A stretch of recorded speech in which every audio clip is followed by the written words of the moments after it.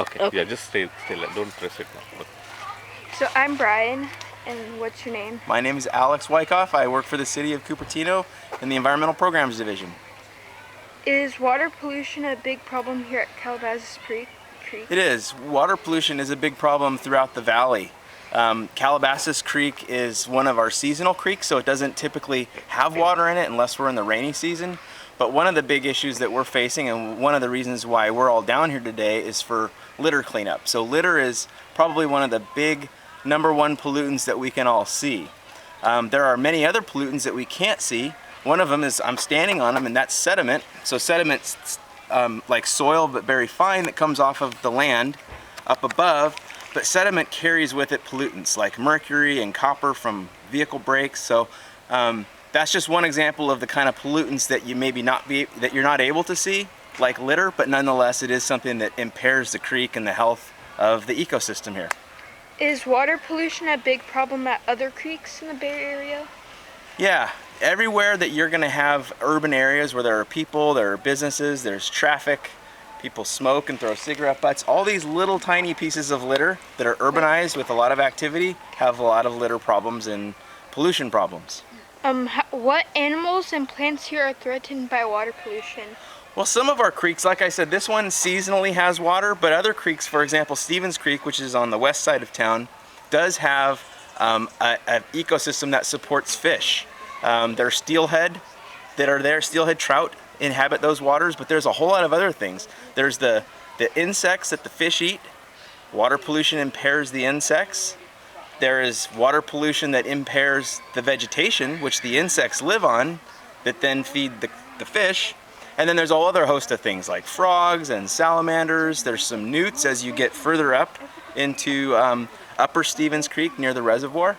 So there's a lot of different animals and plants and insect life.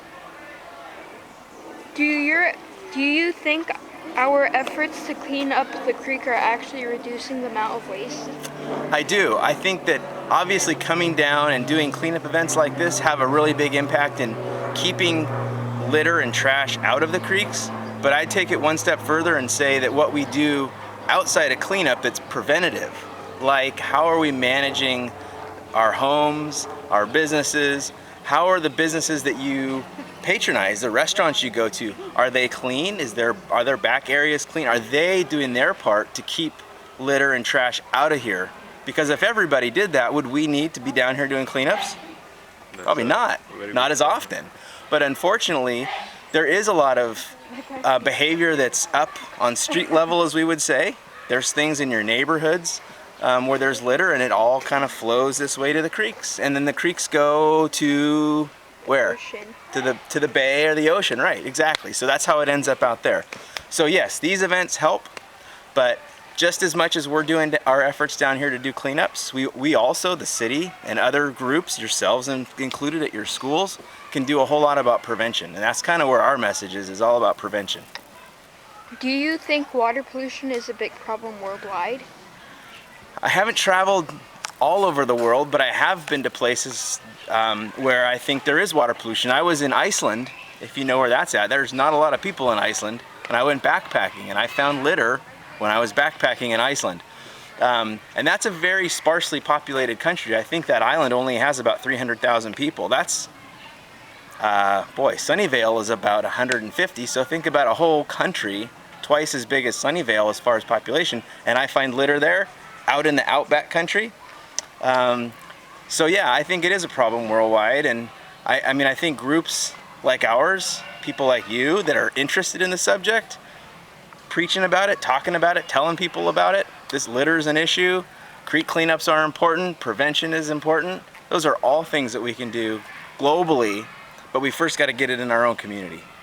Do you think humans are making a monumental blunder by dumping several tons of waste into the ocean? Yes, I do. I could probably talk a lot about that. I'm trying to think about how I can give you a concise answer. But I think part of it is that people don't necessarily know that their actions contribute to the pollution in the ocean.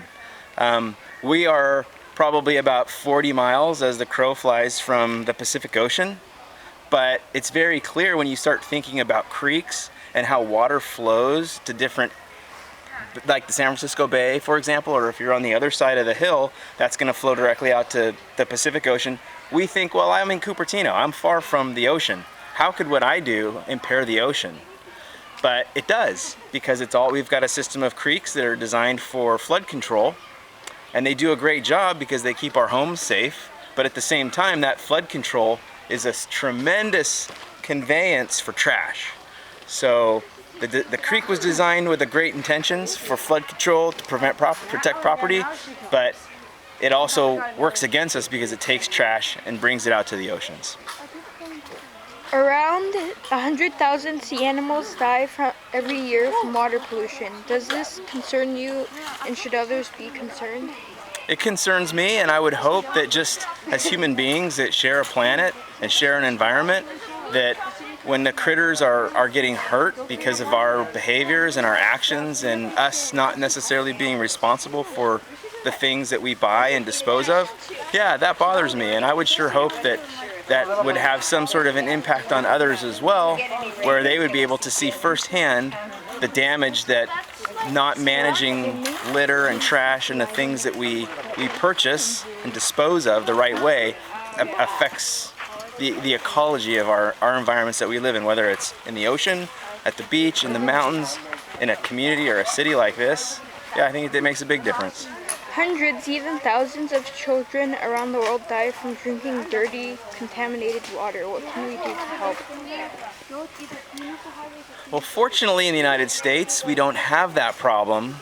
Around the world, I think a lot of that just has to go with the codes that we have for building, because a lot of that has to do, I should say, a lot of the water pollution, I think, from what I know of it, has to do with waste, human waste, animal waste that's not treated right, and it gets into the water system and it impairs it. Perhaps some of that's litter related, but I think a lot of it is sewage.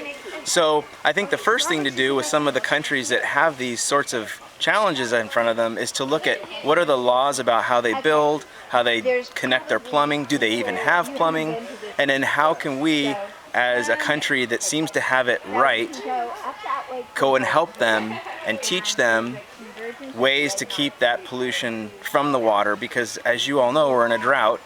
Well, our drought will probably change. At some point we're going to get rain, but there are countries that just don't have the rains to rely on, so they've really got to rely on groundwater, and every little bucket of it counts. And if that's being polluted, they don't have a lot of sources from the skies to replenish that. So it's really, really, I think, an issue that they need to work on. And I think as a nation of ours, we should probably be there to help and teach. Oh, perfect. And that's Thank you. You're welcome. Thank you guys. Thank you so Do you have any other questions for me? No. Okay, great. Well, thank you. That was really helpful.